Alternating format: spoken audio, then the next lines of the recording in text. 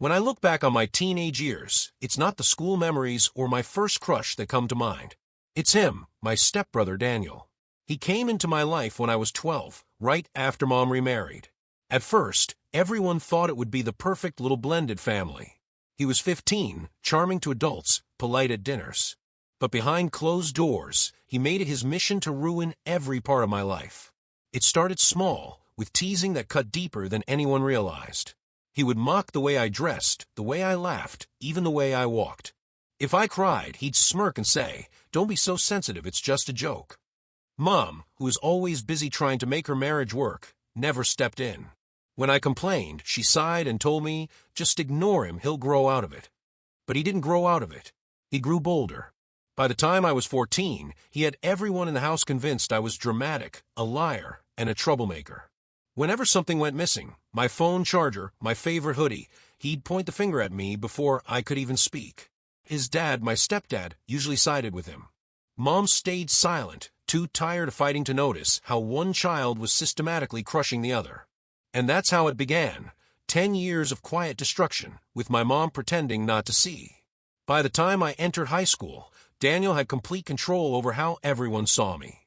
Teachers liked him, neighbors admired him, and Mom never stopped praising how mature he was. Meanwhile, I was the problem child, the one who always seemed to cause drama. That's how he framed it. I remember one night when I came home from a friend's birthday party. He had gone through my backpack, scattered my notebooks everywhere, and poured soda all over my bed. When I yelled, Mom came running in. But before I could explain, Daniel calmly told her, "She's just mad because I told her to stop sneaking out with boys." Mom's eyes narrowed on me, like I was guilty before I could even breathe. "Is this true?" she demanded. I stood there, stunned, pointing at the mess he'd made. Daniel stood off to the side, arms crossed, shaking his head like he pitied me. Guess who she believed? From then on, I learned to stop defending myself. Every time I tried, it just made me look guilty. He was the golden boy, and I was the liar. And he thrived on that power. But what cut deepest wasn't just his cruelty. It was the way Mom looked right through me, as if I was invisible, as if my pain wasn't worth acknowledging. By the time I turned 16, I barely recognized myself. I stopped inviting friends over because Daniel always found ways to humiliate me in front of them, telling lies about who I liked, reading my diary out loud, or slipping something embarrassing into my school bag. He thrived on the way I turned red, on the way people laughed at me.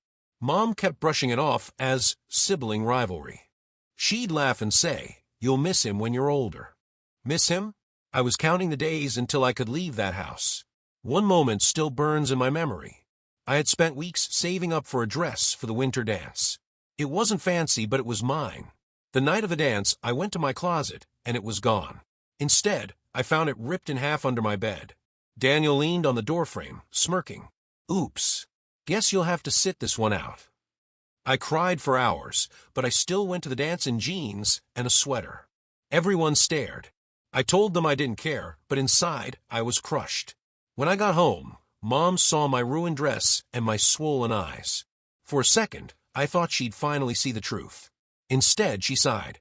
"Why do you always let him get to you? Just grow a thicker skin."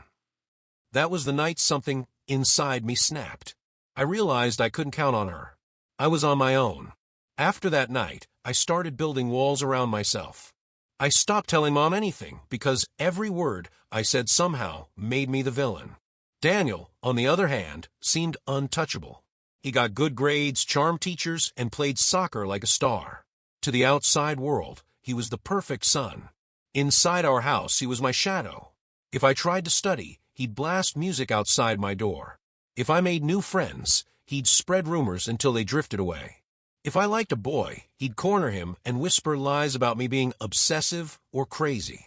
When I turned 18 and got accepted to college out of town, I thought I was finally free. But freedom didn't come easy. Daniel had already poisoned my relationship with Mom so badly that she barely celebrated my acceptance. "Don't waste the opportunity," she said flatly, like I was destined to fail anyway.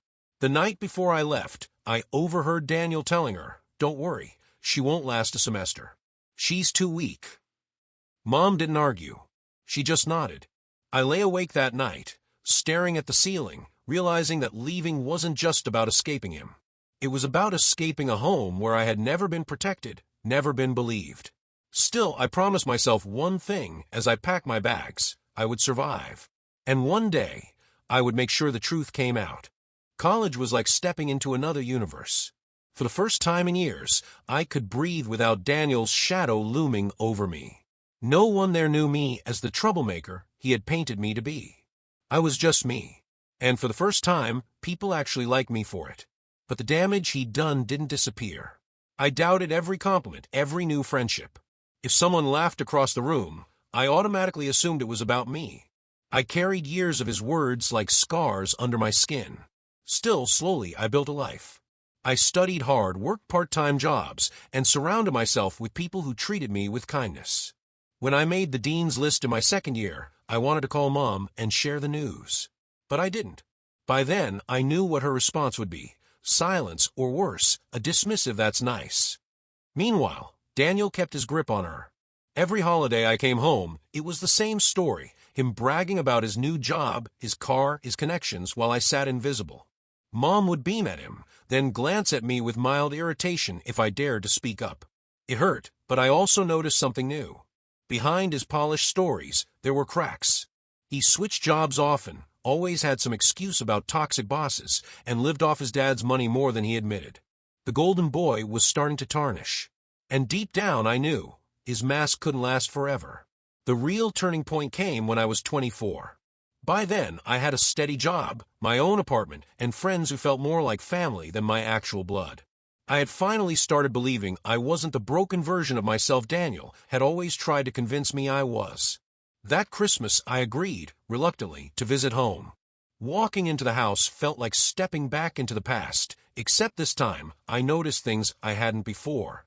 Mom looked older, tired, but her eyes still lit up only when Daniel walked into the room. But Daniel wasn't the same polished golden boy anymore. He looked worn out, restless. At dinner, he bragged about his latest project, but when I asked a simple question, he snapped at me.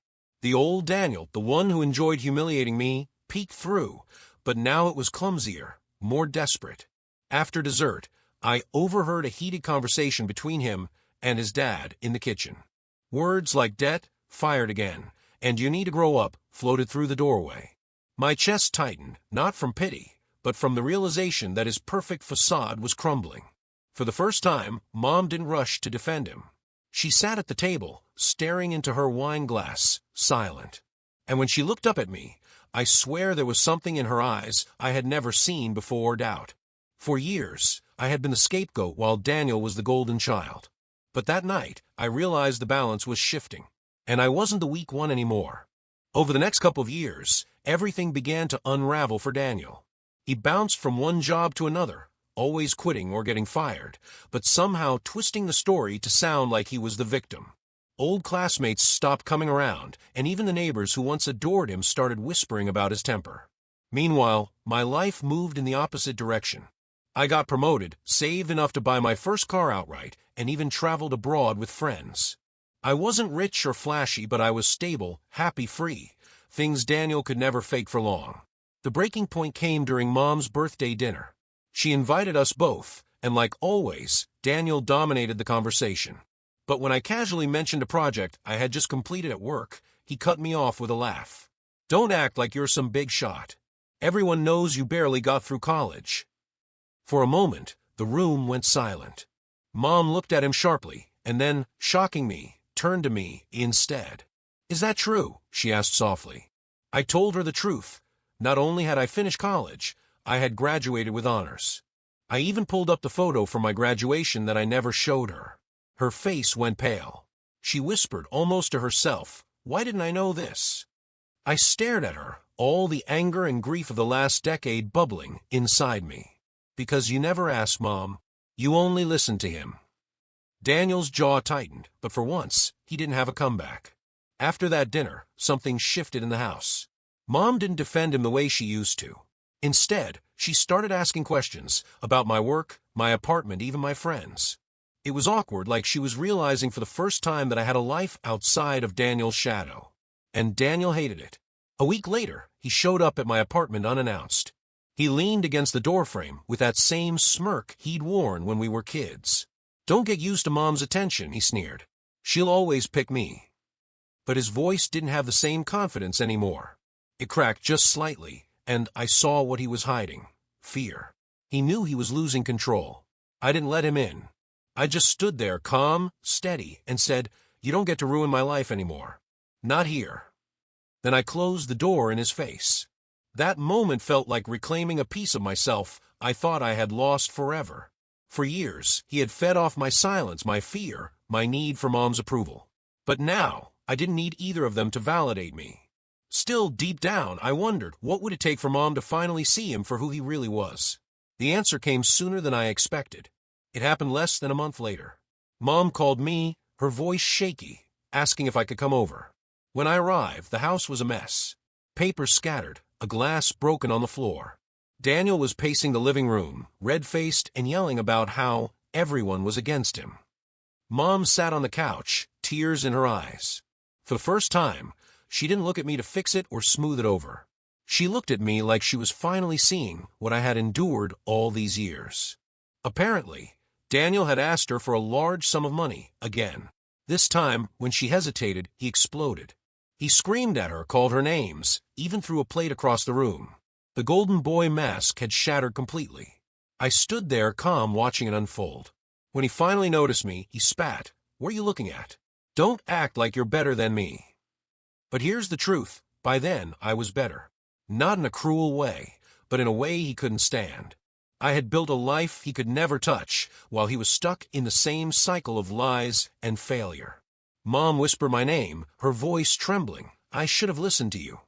And in that moment, everything I had carried for 10 years, the pain, the disbelief, the loneliness, shifted into something else. Not forgiveness. Not yet. But power. For the first time, the truth was out in the open. That night was the first time Mom truly chose me. After Daniel stormed out, slamming the door behind him, she sat with me at the kitchen table. Her hands shook as she admitted, "I thought keeping peace was the same as keeping family together. But I see now, I let him destroy you." Her words didn't erase the years I spent suffering, but they mattered. For once, she wasn't dismissing me. She was admitting her failure. Over the next weeks, things changed. Daniel drifted further away, his calls becoming more desperate, more bitter. Mom stopped answering. Instead, she started calling me, asking about my day, visiting my apartment, even apologizing in small ways. It wasn't perfect, but it was something I never thought I'd get. Acknowledgement. As for me, I finally stopped carrying the weight of his cruelty. I stopped hearing his voice in my head every time I doubted myself. I wasn't weak or dramatic or a liar. I was someone who had survived a decade of torment and still built a life worth living. The truth is, Daniel didn't ruin my life. He tried. He nearly did. But in the end, he only made me stronger. And now, when I look at myself in the mirror, I don't see the broken girl he created. I see the woman who finally took her life back.